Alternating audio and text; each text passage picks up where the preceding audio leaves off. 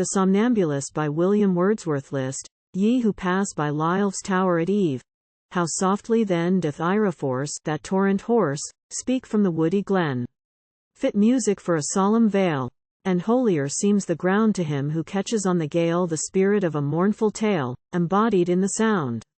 Not far from that fair site whereon the pleasure house is reared, as story says, in antique days a stern-browed house appeared, foil to a jewel rich in light there set, and guarded well.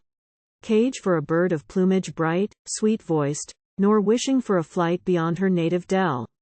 To win this bright bird from her cage, to make this gem their own, came barons bold, with store of gold, and knights of high renown. But one she prized, and only one, Sir Eglamore was he. Full happy season, when was known, ye dales and hills, to yon alone their mutual loyalty. Known chiefly, Aira, to thy glen, thy brook, and bowers of holly, where passion caught what nature taught, that all but love is folly, where fact with fancy stooped to play, doubt came not, nor regret to trouble hours that winged their way, as if through an immortal day whose sun could never set. But in old times love dwelt not long sequestered with repose, best throve the fire of chaste desire, fanned by the breath of foes. A conquering lance is beauty's test, and proves the lover true. So spake Sir Eglamore, and pressed the drooping Emma to his breast, and looked a blind adieu. They parted. Well with him it fared through wide-spread regions errant, a night of proof in love's behoof, the thirst of fame his warrant, and she her happiness can build on woman's quiet hours, though faint, compared with spear and shield, the solace beads and masses yield, and needlework and flowers. Yet blessed was Emma when she heard her champion's praise recounted, though brain would swim, and eyes grow dim, and high her blushes mounted, or when a bold heroic lay she warbled from full heart, delightful blossoms for the May of absence. But they will not stay, born only to depart. Hope wanes with her, while luster fills whatever path he chooses, as if his orb, that owns no curb, received the light hers loses. He comes not back. An ampler space requires for nobler deeds.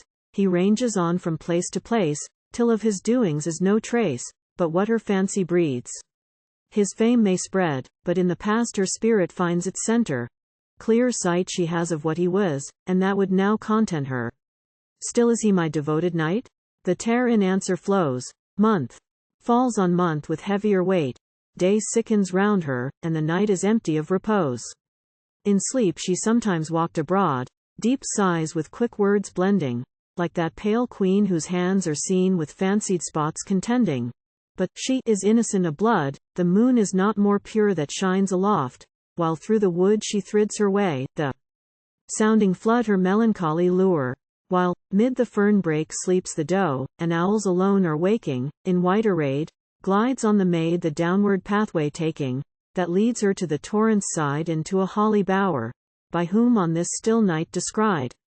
By whom in that lone place espied? By thee, Sir Eglamore, a wandering ghost, so thinks the night, his coming step has thwarted, beneath the boughs that heard their vows, within whose shade they parted. Hush, hush, the busy sleeper see, perplexed her fingers seem, as if they from the holly tree green twigs would pluck, as rapidly flung from her to the stream. What means the spectre? Why intent to violate the tree, thought Eglamore, by which I swore unfading constancy? Here am I, and tomorrow's sun, to her I left, shall prove that bliss is ne'er so surely won as when a circuit has been run of valor, truth, and love. So from the spot whereon he stood, he moved with stealthy pace, and, drawing nigh, with his living eye, he recognized the face, and whispers caught, and speeches small, some to the green-leaved tree, some muttered to the torrent fall. Roar on, and bring him with thy call. I heard, and so may he. Soul-shattered was the night, nor knew if Emma's ghost it were, or boding shade, or if the maid her very self stood there. He touched. What followed who shall tell? The soft touch snapped the thread of slumber, shrieking back she fell, and the stream whirled her down the dell along its foaming bed. In plunged the night. When on firm ground the rescued maiden lay, her eyes grew bright with blissful light, confusion passed away. She heard, ere to the throne of grace her faithful spirit flew, his voice beheld his speaking face, and, dying, from his own embrace, she felt that he was true. So was he, reconciled to life. Brief words may speak the rest. Within the dell he built a cell, and there was sorrow's guest. In hermit's weeds repose he found, from vain temptations free.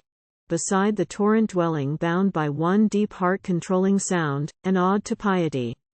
Wild stream of Ira, hold thy course, nor fear memorial lays, where clouds that spread in solemn shade, are edged with golden rays.